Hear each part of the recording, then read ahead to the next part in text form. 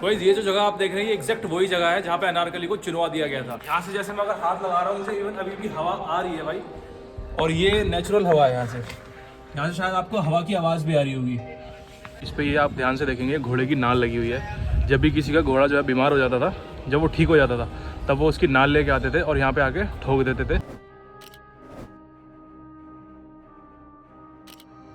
So guys अंदर जाने से पहले यहाँ पे जूते चप्पल निकालने पड़ेंगे क्योंकि अंदर बनी है शेख सलीम चिश्ती की दरगाह। सो अब हम स्टार्ट करते हैं फतेहपुर सीकरी फोर्ट की कहानी। तो welcome to Fatehpur Sikri, my name is Farhan, जो मैं अभी आपको गाइड कराऊंगा फतेहपुर सीकरी के बारे में। अकबर ने क्यों बनवाया, कैसे बनवाया था, कब बना था। तो अभी जैसे कि आप लोग घूमने के लिए आए फतेहपुर सीकरी। फतेहपुर सीकरी यहाँ दो जगह है, फतेहपुर अलग है और सीकरी अलग है। सीकरी इसके पीछे है बैक साइड में, और सीकरी पुराना गाँव है, और जहाँ आप लोग खड़े हैं ये फतेहपुर है। तो बट इस जगह का नाम पहले फतेहपुर सीकरी नहीं था, इस जगह का नाम था इरावली पर्वत, क्योंकि ये एक पहाड़ी इलाका था। पहाड़ी इलाका तो जंगल था, यहाँ हर तरह के यहाँ जानवर डोलते थे। तो सबसे पहले यहाँ मुगलों में अकबर के दादा आए थे, दादा बोले बाबर। तो बाबर के बीच और राणा सांगा के बीच यहाँ फाइट हुआ था 1527 में खानुआ के मैदान में, 1527 में। तो इस जगह को अकबर के दादा ने फतेह किया। फतेह माने विक्ट्री, इसका नाम दिया फतेहपुर। फतेह माने जीत और पुर माने सिटी, तो नाम हुआ फतेहपुर। सीकरी इसके पीछे है बैक साइड में, उस नाम को जॉइन किया, कंबाइंड ने मिलाकर नाम क्या हुआ फतेहपुर सीकरी। तो लोग सीकरी के पास लोग जानते हैं सीकरी के नाम से, और फतेहपुर एक और भी है कानपुर के पास, तो ये फतेहपुर सीकरी है। अब जैसे कि अभी हम लोग जो एंट्री करिए, तो इसी गेट का नाम है Badshah gate, this is the royal gate. तो इस गेट का नाम है बादशाह गेट, और सबसे बड़ा गेट जिस गेट का नाम है बुलंद दरवाजा।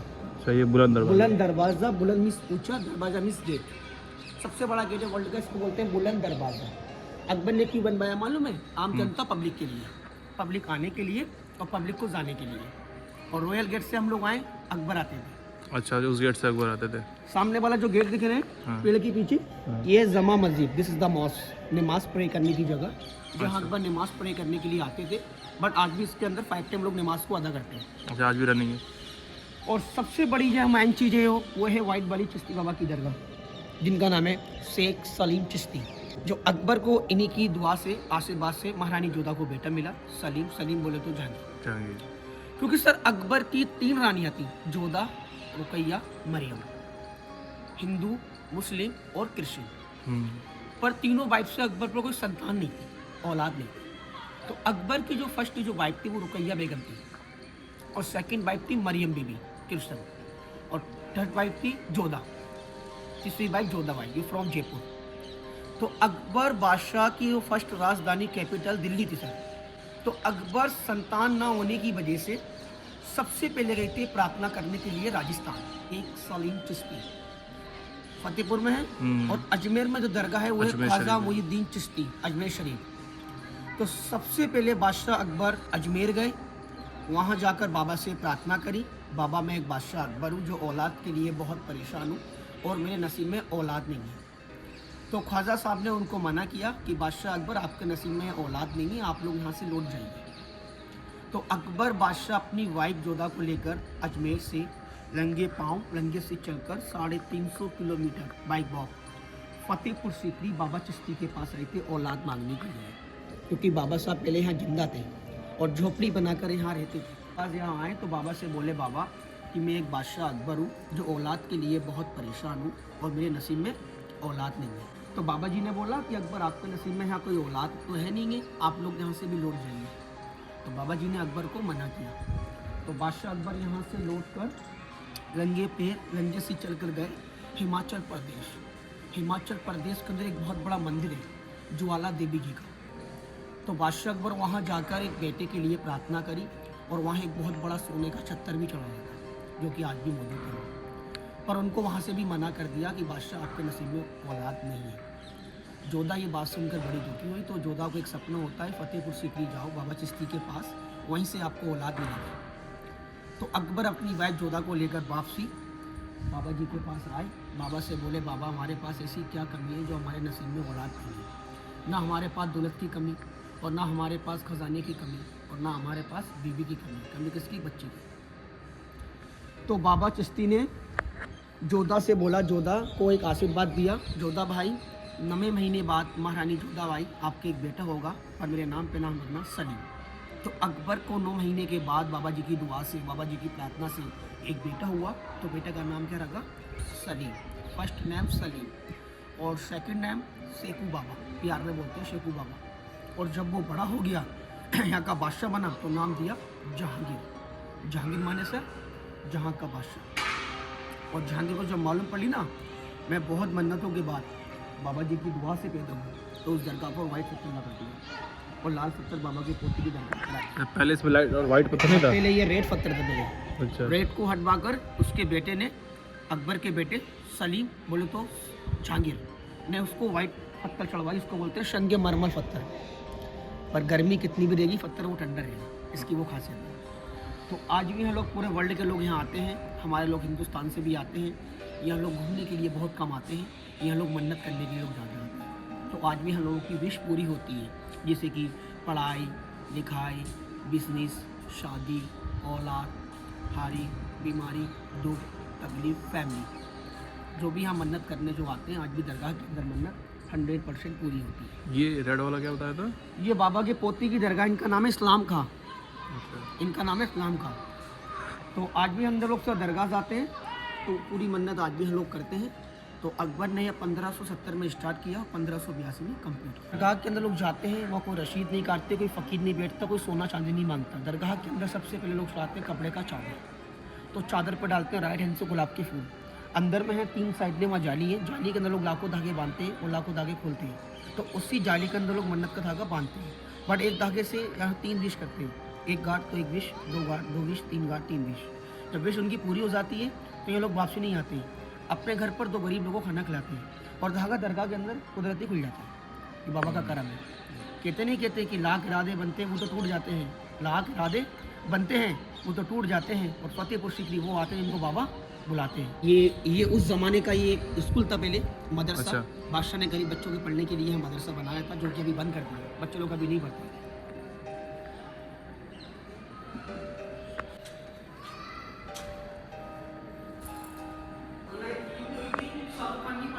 इसमें गाना होता है कि 2 दिल मिल रहे हैं मगर चुपके चुपके, वो गाना यहाँ हुआ था सामने खड़ा इस जगह पे। अनारकली का सुरंग। अच्छा। फिल्म देखी मुगले आजम, प्यार किया तो डरना क्या, जो अनारकली को जिंदा दीवार में चुनवाया था, बट उसको चुनवाया नहीं तो उसको यहाँ एक सुरंग में से निकाला गया। वो सुरंग भी आपको दिखाएंगे। तो बाबा सलीम चिश्ती ना उनके फैमिली के वंश के लोगों की है, बाबा चिश्ती के परिवार के लोगों की। आज भी जो भी मरते ना सर, तो यहीं ला के दफना। आज भी इनके वंश के लोग हैं? आज भी लोग हैं। चलिए 16वीं पीढ़ी, 16वीं जनरेशन अच्छा। आज भी जिंदा है, जो उस किले के पीछे रहती है रंग महल के अंदर। अच्छा। ये कब्र है वो। अंदर कब्रें बनी हैं फीमेल्स की, बाहर बनी हुई हैं मेल्स की, क्योंकि उनको पर्दे में रखते थे।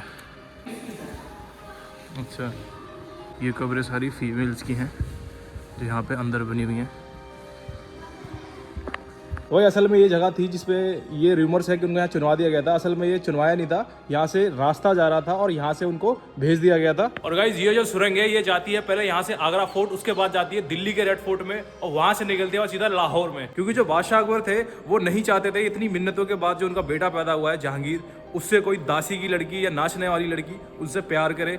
इसी वजह से उन्होंने यहाँ से उसको लाहौर भेज दिया था और ये काफ़ी रूमर फैल गया था कि उनको यहाँ पे चुनवा दिया गया था। अब आपको मैं एक जगह और दिखाता हूँ जहाँ से भाई खिड़की बनी हुई है उस टाइम का। एसी रूम जो होते थे एग्जैक्टली कि उस टाइम पे बिजली वगैरह तो होती नहीं थी। तो ये आपको दीवार दिख रही होगी, इसमें छोटी सी एक विंडो दिख रही होगी।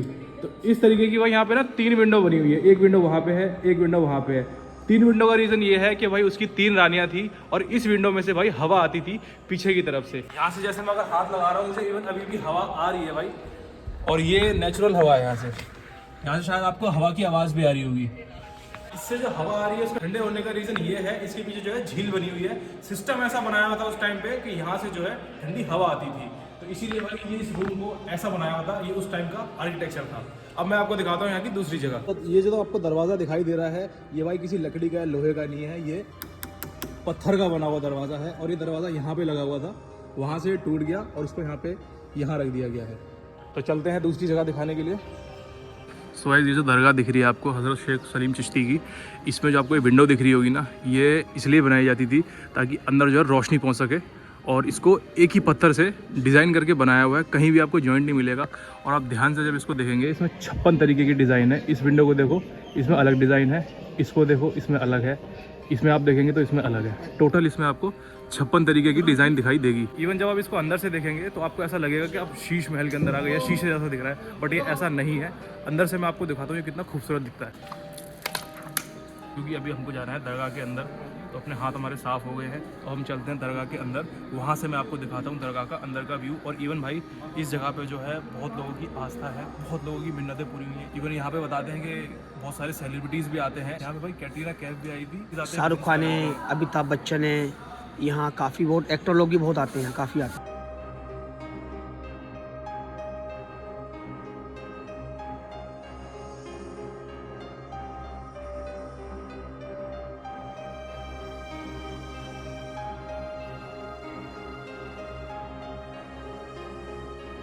अकबर जो है इतना मुरीद हो गया था इनका कि ऊपर छत से जो पानी आता था, ये जो 2 पिलर दिख रहे होंगे, इसके नीचे अंडरग्राउंड पाइप है, तो यहाँ से पानी निकलता है और पानी निकल के यहाँ से अंडरग्राउंड चला जाता है। और भाई वहाँ पे वो जो लोग बैठे हुए हैं, वहाँ पे टैंक बने हुए हैं, वहाँ पे पानी यहाँ से जाके वहाँ पे स्टोर हो जाता है। क्योंकि जो बादशाह अकबर थे उनका कहना था कि उनके बाबा की जो छत का पानी है वो किसी के पैरों के नीचे ना है, इस वजह से ये निज़ाम जो है बनाया गया था।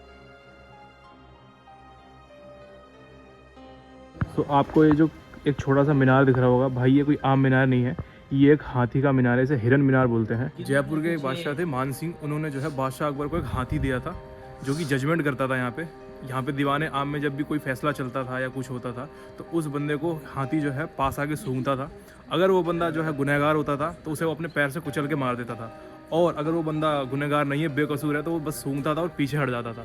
लेकिन जब उस बादशाह अकबर के फेवरेट हाथी की डेथ हो गई थी तो उसके बाद जो है उसको वहाँ पे दफना दिया गया था। वो जो मीनार दिखाई दे रहा है इसीलिए उसको हिरन मीनार भी बोलते हैं। और ये जो आपको पीछे हरा हरा दिख रहा होगा, पूरे खेत दिख रहे होंगे, असल में ये जो है पानी की झील थी और ये यूपी का लास्ट बॉर्डर है। इसके बाद जो है ना भरतपुर वगैरह, जयपुर वगैरह शुरू हो जाता है, पीछे से राजस्थान लग जाता है। ये जो है यूपी का लास्ट बॉर्डर है। अभी जो है किसान खेती करते हैं यहाँ पे। तो अब मैं दिखाता हूँ आपको दूसरी जगह। तो एक और इंटरेस्टिंग चीज़ आपको दिखाता हूँ मैं। दीवार पे आपको होल दिख रहे होंगे छोटे छोटे, यहाँ पे कबूतर वगैरह बैठे हुए हैं। असल में जगह तो कबूतरों की है, लेकिन उस टाइम पे जब टेलीफोन वगैरह नहीं होते थे या कोई भी बातचीत का साधन नहीं होता था, तो पुराने टाइम में आपको पता कबूतर वगैरह चलते थे, तो चिट्ठी वगैरह लेके जाते थे। तो बाबा जी के यहाँ पे कबूतर बैठते थे, तो यहीं से वो चिट्ठी वगैरह लेके जाते थे। और बादशाह अकबर ने जो है ये जगह बनाई थी उन कबूतरों के रहने के लिए। तो भाई ये है उन कबूतरों की जगह, उनका भी यहाँ पे ख्याल रखा गया। तो आप सोच सकते हो भाई बादशाह अकबर कितनी मोहब्बत करते थे बाबा जी से, कि उनके लिए पानी का निज़ाम, उनके लिए कबूतरों का निज़ाम, काफ़ी सारी चीज़ें जो है बादशाह अकबर ने उनके लिए बनाई थी। आगे भाई बनाई भी क्यों ना, क्योंकि उनकी इतनी मिन्नतों के बाद जब कहीं भी उनके जो है औलाद नहीं हो रही थी, यहाँ पे आके उनकी औलाद हुई। गाइस ये वो जगह है, ये वो महल है, आपको दिख रहा होगा रेड रेड सा छोटा सा, वहाँ से यहाँ तक पूरे में आ रहा है। तो इसको बोलते हैं रंग महल। यहीं पे जो है बादशाह जो जहांगीर थे उनका जन्म हुआ था इसी घर में, तो इसको रंग महल बोलते हैं, यानी कि खुशियों का महल। अब चलते हैं हम दूसरी जगह पे। तो जैसे इस फोर्ट के अंदर बादशाह अकबर घुसते थे इस दरवाजे से, ये रॉयल गेट था यहाँ का, यहाँ से वो अंदर आते थे। पत्थर की एक घड़ी लगी हुआ करती थी, उस घड़ी में वो टाइम देखा करते थे। और ये यहाँ का है वज़ू खाना, और इस वज़ू खाने के बाद यहीं सामने जो है ये बनी है यहाँ की जामा मस्जिद, जहाँ पे बादशाह अकबर नमाज़ पढ़ाया करते थे। इस मस्जिद को मैं आपको भी अंदर से दिखाता हूँ।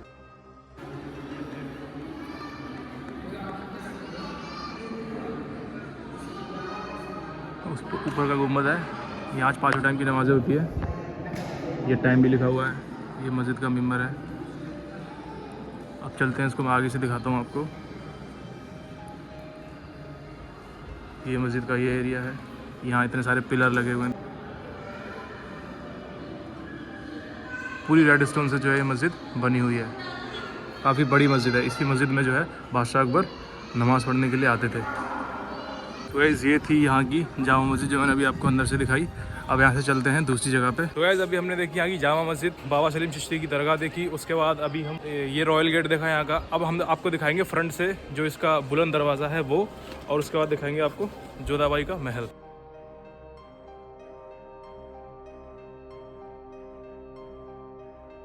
गाइस ये जो रॉयल गेट है, इस पर आपको ये दरवाज़ा दिखाई दे रहा होगा, इस पर ये आप ध्यान से देखेंगे घोड़े की नाल लगी हुई है। जब भी किसी का घोड़ा जो है बीमार हो जाता था, जब वो ठीक हो जाता था, तब वो उसकी नाल लेके आते थे और यहाँ पे आके ठोक देते थे। और ये सिलसिला आज भी जो है जारी है। और ये आप दरवाजे को देख सकते हो कितना बड़ा है, आज भी बना हुआ है। यहाँ पे अभी सफाई चल रही है। अब चलते हैं यहाँ से बाहर। तो ये जो आप मेरे पीछे गेट देख रहे हैं, ये एशिया का नंबर 1 सबसे बड़ा गेट है, जिसको बुलंद दरवाज़ा बोलते हैं। और जहाँ मैं खड़ा हूँ यहाँ से भाई व्यू देखो पीछे का कैसा आ रहा है। और भाई ये जो दरवाज़ा है ज़मीन से लेकर ऊपर तक 176 फीट का है। ज़मीन देखेंगे आप इतनी नीचे यहाँ पे, और यहाँ है ऊपर दरवाज़ा। टोटल जो है 176 फीट का है। यहाँ जहाँ मैं खड़ा हूँ यहाँ से 134 फीट का है। और जितनी इसके ये आर्च दिखाई दे रही है, ये 90 फीट की आर्च है।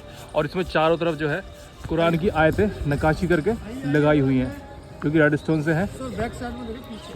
और इसमें दिख रहा होगा वाइट स्टोन भी मर्ज किया हुआ है। और इसी को देखते हुए जो है आगरा का ताजमहल भी बनाया गया था, उसकी जो गेट लगा हुआ है वहाँ पे। तो ये है भाई एशिया का नंबर 1 गेट, जिसे बोलते हैं बुलंद दरवाज़ा।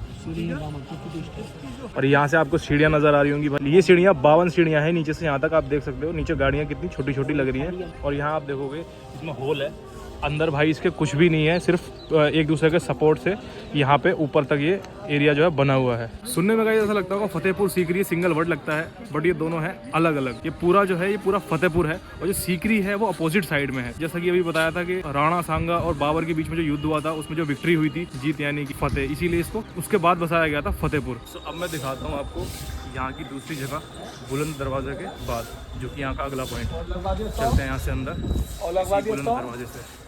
काम कर रहे भाई बुलंद दरवाज़ा ऐसे नहीं बोला गया, इस दरवाजे को देखो कितना बड़ा लग रहा है। बहुत बड़ा दरवाज़ा भाई, इसकी हाइट भी बहुत है। इसमें देखो जालियाँ दी हुई हैं रोशनी के लिए या फिर हवा आने के लिए, और काफ़ी ठंडा एरिया है ये।